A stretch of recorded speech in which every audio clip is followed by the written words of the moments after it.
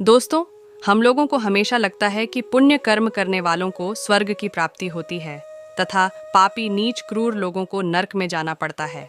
लेकिन आप गलत हैं। इसे एक कहानी के माध्यम से हम आपको बताएंगे कि स्वर्ग में जाने का असली हकदार कौन है और वह कौन से कर्म है जिससे आपके सारे कष्ट और आप समाप्त हो जाते हैं। तो चलिए जानते हैं इस पवित्र कथा के माध्यम से। दोस्तों, एक बार धरती लोक पर 4 व्यक्तियों की मृत्यु एक साथ हुई थी। ये सभी लोग विचारों में अलग अलग प्रदेश के रहने वाले थे। केवल संयोग से ही उन चारों का अंत एक ही समय पर हो गया। एक ही समय पर यम के दूत उन चारों को लेने के लिए आए। मरने वालों में एक तो किसी प्रदेश का राजा था, दूसरा बड़ा धनी व्यापारी था, तीसरा एक पूजा पाठ करने वाला पंडित था और चौथा गरीब मजदूर था जो दिन भर मेहनत करके अपने परिवार का पालन पोषण करता था। चारों की आत्माओं को लेकर यमदूत मृत्यु के देवता धर्मराज की सभा में पहुंचे। चारों उनके सम्मुख जाकर खड़े हो गए।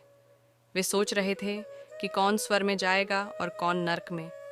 यमराज अपने आसान पर राजी नहीं हुए।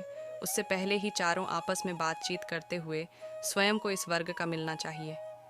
यह कहने लगे। सबसे पहले राजा कहने लगा, देखो, मुझे तो धर्मराज पक्का स्वर्ग में ही भेज देंगे, क्योंकि मैं एक विश्व विख्यात राजा हूँ। मैंने अपने अनेक सत्कर्मों से धरती लोक पर अपना खूब नाम कमाया है। चारों तरफ लोग मेरे अच्छे कर्मों की चर्चा करते हैं। कभी भी कोई मेरे द्वार से खाली हाथ नहीं गया। जो भी आया मैंने उसे इतना दिया कि वह जीवन भर मेरा नाम नहीं भूल पाएगा। हर तरफ मेरे नाम का यश हो रहा है। मेरे द्वारा लुटाए गए दान से लाखों लोगों को खाने को अन्न मिला, लोगों को आश्रय मिला। इसलिए मेरे कर्मों को देखते हुए धर्मराज मुझे पक्का ही स्वर्ग में भेजेंगे। मित्रों, राजा की बात सुनकर पर धनी व्यापारी कहने लगा, हे भाई, मैंने तो पृथ्वी पर रहकर खूब धन कमाया और उसे धन से मैंने लाखों लोगों की सहायता की है। मैंने अपनी कमाई का 11वां हिस्सा सदैव दीन दुखियों की सहायता में उपयोग किया है। मेरे शुभ कर्मों को देखते हुए धर्मराज मुझे ही स्वर्ग में भेजेंगे। दोस्तों, ये बात मैं पहले से ही जानता हूँ। व्यापारी की बात सुनते ही पंडित जी कहने लगे, अरे भाई, जो फिजूल की बातें करें, स्वर्ग में जाना कोई आसान काम नहीं है। स्वर्ग में जाने के लिए दान धर्म के साथ साथ पूजा पाठ करना पड़ता है। इसलिए स्वर्ग में परंतु मैं ही करूँगा, क्योंकि मैंने भगवान का खूब जप तप पूजा पाठ किया है। पूरा जीवन मेरा पूजा आराधना हिस्सा है। शुभ कर्मों के कारण मुझे ही धर्मराज स्वर्ग का दरवाज़ा खोलेंगे। यह बात अच्छी तरह से जानता हूँ। जब इस प्रकार दिनों ने अपनी अपनी बातें की अपनी अपने लिए, तो आप सब उसे चौथे व्यक्ति मजदूर की ओर की देखते हैं। अब यहाँ क्या कहता है? क्या इसने भी का अच्छा काम किया है या नहीं, या फिर इसका पूरा जीवन मजदूरी करते हुए दूसरों के अधीन रहकर ही देता है मजदूर? उन सबकी बातों को चुपचाप नजरें झुकाए खड़ा सुनता रहा और वे तीनों बड़े गर्व से अपनी प्रशंसा में झूठे थे। धर्मराज अपने साथ ही चित्रगुप्त के साथ दरबार में हाजिर होते हैं। चित्रगुप्त के हाथों में एक मोटी सी किताब थी जिसमें समस्त प्राणियों के कर्मों का लेखा जोखा लिखा था। धर्मराज अपने आसन पर विराजमान होते हैं। उसके बाद चित्रगुप्त ने राजा को अपने पास बुलाया और उससे पूछने लगे कि तुम बताओ, तुम तो धरती पर बड़े ही प्रख्यात राजा थे। तुमने अपने जीवन में कौन कौन से शुभ कर्म किए हैं तथा कितने लोगों को दुख दिया है, कितने लोगों का भला किया है? मैं अपनी पुस्तक में देखकर यह फैसला करूंगा कि आप स्वर्ग में जाने के अधिकारी हैं या नहीं। तब बड़े गर्व के साथ राजा अपने कर्मों को बताता है। हे भगवान, मैं बहुत बड़ी राशि का स्वामी था। राज्य बड़ा ही समृद्ध और खुशहाल था। मेरे राज्य में दिन इन गरीब लोग बहुत ही कम थे। सब मेरी छत्र छाया में बड़ी आनंद के साथ जीवन यापन कर रहे थे। मैंने अपने राज्य के लोगों को किसी चीज़ की कमी नहीं होने दी। मैं हर भूखे को भोजन मिलता था। लाखों की धन मोहरे उन्हें रोज़ दान में दी जाती थी। प्रजा के लोग मुझसे बहुत खुश रहते थे। दिन रात में यही मेरे जीवन के अच्छे कर्म हैं। राजा की बात सुनकर चित्रगुप्त ने अपनी पुस्तक उठाई और उसने देखने लगे। पुस्तक में देखकर उन्होंने राजा को बताया कि तुम जो कर रहे हो वह सर्वथा सत्य है। तुमने अपनी प्रजा को बहुत शुक्रिया है, परंतु इसके साथ साथ तुमने बहुत बड़ा अपराध किया है। तुमने अपनी राज्य की सीमा को बढ़ाने के लिए जितने युद्ध लड़े हैं, उन युद्धों में हजारों लाखों की संख्या में सैनिकों ने अपनी जान गंवाई है। उन सब की मृत्यु का कारण बने हों। उनके परिवारों को, उनके बच्चों को अनाथ करने वाले तुम हो। उनकी स्त्रियों को विधवा बनाने वाले भी तुम हो। उनकी माँ की गोद भी सुनी करने वाले तुम हो। तुमने अपने ही सैनिकों के हजारों परिवारों को घर दुख दिया है। युद्ध लड़कर राज्य बढ़ाने से अच्छा था कि तुम अपने पड़ोसी देशों से मित्रता करके उनके साथ व्यापार बढ़ते। आपका राज्य तब भी समृद्ध और संपन्न रहता हूँ। तुमने अपनी प्रजा को नहीं, सैनिकों को सुर्खी बनाया है, इसलिए तुम स्वर्ग के अधिकारी नहीं होगी। यह बात सुनकर राजा चुपचाप पीछे हो गया। उसके बाद चित्रगुप्त ने व्यापारी से पूछा, आपने धरती पर कौन कौन से अच्छे कर्म किए? तब व्यापारी कहता है, हे भगवान, मैंने धरती पर जितना धन कमाया, कुछ का 11वां भाग अच्छे कामों में लगाया। लाखों लोगों को भोजन कराया, कई आश्रमों को दान दिया है, कई बेघर लोगों को अपने धन से भर दिया है, कई शहरों में मंदिरों का निर्माण कराया है, कई जगह पर धर्मशालाएं बनवाई हैं, प्रत्येक मंदिर में भंडारी करवाए हैं। यही मेरे जीवन के अच्छे कर्म हैं। व्यापारी की बात सुनने के बाद चित्रगुप्त ने अपनी पुस्तक खोली, जिसमें उसकी की आसानी अच्छे हमें लिखे हुए थे। चित्रगुप्त ने बताया कि देखो, तुम्हें धरती पर धर्म किया है, तुमने उस पैसे से किया है जिसको कमाने के लिए तुमने बहुत झूठ बोला है, बहुत ठगी की है, कई चीज़ों में मिलावट करके दे, चाहे नकली चीज़ों को असली के दामों में बेचा है। कितने व्यापारियों को रास्ते से हटाया है भारी इन कदमों से। अनजाने में कितने लोग बीमार होकर मार गए, कितनों ने आत्महत्या कर ली, कितनों की मेहनत का पैसा तुम्हारे पास चला आया।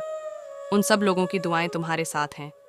हमने जो कुछ भी अच्छा काम किया है वह कम शून्य होता है, इसलिए तुम्हारे पास भी तुम्हारा कोई शुभ कर्म नहीं है।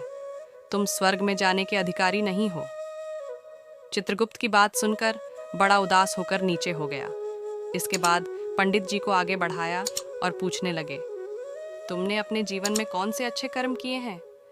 हे भगवान, मेरा पुण्य ये है कि मैंने हजारों लोगों को ज्ञान दिया है, हजारों यज्ञों का अनुष्ठान को संपन्न कराया है, हजारों के घरों में पूजा पाठ कराया है, दिन रात मैंने ईश्वर का जप तप किया है, हजारों कन्याओं का विवाह कराया है, लाखों पिंडदान शादी कराई है, अनगिनत लोगों को मार्गदर्शन किया है। इससे ज्यादा शुभ कर्म और क्या हो सकता है? तब चित्रगुप्त अपनी पुस्तक में देखकर बताते हैं, पंडित जी महाराज, आपका कहना गलत नहीं हो सकता है। आपने वास्तव में हजारों लोगों को ज्ञान दिया कि उसे ज्ञान पर स्वयं कभी अमल नहीं किया। आपने सैकड़ों पूजा अनुष्ठान कराए, नहीं किया गया। तुम हमेशा से धन के लालची रहे हो, इसके तो स्वर्ग में जाने के अधिकारी नहीं होंगी। उदास होते ही पंडित जी के पीछे हो गए बचा केवल मजदूर इंसान। यह देखकर बड़ा हैरान था। अब तक पहुंच जिनको कितना महान समझ रहा था, उनमें से कोई भी स्वर्ग का अधिकारी नहीं रहा। तुम्हें कैसे स्वर्ग में जा सकता हूँ? मुझे तो स्वर्ग की कल्पना भी नहीं करनी चाहिए, क्योंकि मैं तो कभी पूजा पाठ जप तप दान करने के लायक नहीं। विश्वास करता, मैं तो मेहनत मजदूरी करके सारे जीवन अपने परिवार का भरण पोषण करता रहा मजदूर। ये सब बातें सोच ही रहा था, इतने में ही चित्रगुप्त ने सोच ही रहा था। इतने में ही चित्रगुप्त ने उसे भी आवाज़ लगा दी और उससे पूछा कि वह मजदूर तो पहले से ही कहने लगा, भगवान, मैंने धरती पर एक गरीब के घर में जन्म लिया था, दान हवन पूजा पाठ करने के लायक ही नहीं था, तो मैं शुभ कर्म कहाँ से करता? मैं तो अपने परिवार का पोषण बड़ी मुश्किल से कर लेता था। मैं जानता हूँ भगवान की मैं स्वर्ग में जाने का अधिकारी नहीं, धरती पर भी होगा है और आगे भी नरक में ही जाने की हैसियत है। किंतु हे प्रभु, यहाँ पर भी मेरी एक इच्छा है। मैं स्वर्ग में तो नहीं जा पाऊंगा, लेकिन मैं एक बार अपनी आंखों से झांक कर देखना चाहता हूँ। इससे अधिक मेरी कोई इच्छा नहीं है, क्योंकि मैंने ऐसा कोई काम नहीं किया है जो कुछ देर के लिए ही मुझे स्वर्ग में पहुँचा दे। मजदूरी के बाद लोगों की सेवा के लिए मेरे पास समय नहीं बचा सका था। समय ने अपने बूढ़े माँ बाप की सेवा में लगा देता था। उनके लिए उन्हें खिलाता पिलाता, उनके वस्त्र बदलता, यही मेरी दिनचर्या थी। मुझे तो मंदिर में जाने का भी अवसर नहीं मिलता था। मजदूर की बात सुनकर चित्रगुप्त ने अपनी पुस्तक में देखकर पूछा कि मानव, तुम ध्यान से देखकर बताओ, सोचकर बताओ कि तुमने कभी तो कोई शुभ कर्म किया होगा। तब मजदूर अपने पूरे जीवन के घटनाक्रम को याद करता है। तब उसे याद आता है कि एक बार उसे बहुत तेज भूख लगी थी, रोटी खाने के लिए बैठा ही था। इतने में वहाँ एक बहुत ही कमज़ोर बीमार कुत्ता टहलता हुआ आ गया, जो ठीक से चल भी नहीं पाता था। आकर मेरे सामने बैठ गया और मेरी रोटी की ओर गौर से देखने लगा। मैं समझ गया कि वो कुत्ता बहुत भूखा है। मेरे अंदर से आवाज़ आई कि बेजुबान जानवर को छोड़कर तो अकेला कैसे खा सकता है। मैंने रोटी स्वयं न खाकर उस कुत्ते को खिला दें। कुछ दिन मैंने पूरे दिन भूखे पेट रहकर ही काम किया था।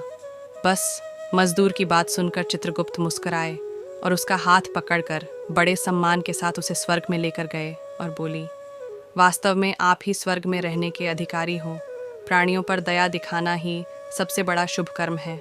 मनुष्य जो भी काम निस्वार्थ भाव से करता है, वास्तव में उसका ही उसे सबसे बड़ा पुण्य मिलता है। निस्वार्थ भाव से किया गया जन कल्याण के लिए एक छोटे से छोटा काम भी आपके सैकड़ों पापों को नष्ट कर देता है। लोगों से लालच और स्वार्थ के वशीभूत होकर किया गया शुभ कर्म ही फलदायी नहीं होता। इसीलिए ध्यान रहे, जीवन में अच्छे कर्म अच्छी भावना के साथ करना चाहिए। ऐसा नहीं होना चाहिए कि आपने किसी से धन छीन कर या चुरा कर काम किया हो और बाद में उसी धन को दान पुण्य में लगा दिया, तो वह धन आपको कभी नरक में जाने से नहीं उभर सकता। दोस्तों, स्वर्ग में वही जबकि जाता है जिसने निष्काम निस्वार्थ भाव से प्राणियों की सेवा की हो, भले ही उसने जीवन में एक एक पैसा भी दान न किया हो। जिस लायक था, अपनी सामर्थ्य के अनुसार उसने निस्वार्थ भाव से जो भी काम किया है, वहीं उसकी मुक्ति का रास्ता तय करता है। तो आशा करते हैं, निस्वार्थ भाव से जो भी काम किया है वहीं उसकी मुक्ति का रास्ता तय करता है। तो आशा करते हैं आपको यह कथा अवश्य ही अच्छी लगी हो। तो लाइक और सब्सक्राइब करना ना भूलें। साथ ही कमेंट में जय श्री कृष्ण अवश्य लिखें। आप सभी का धन्यवाद।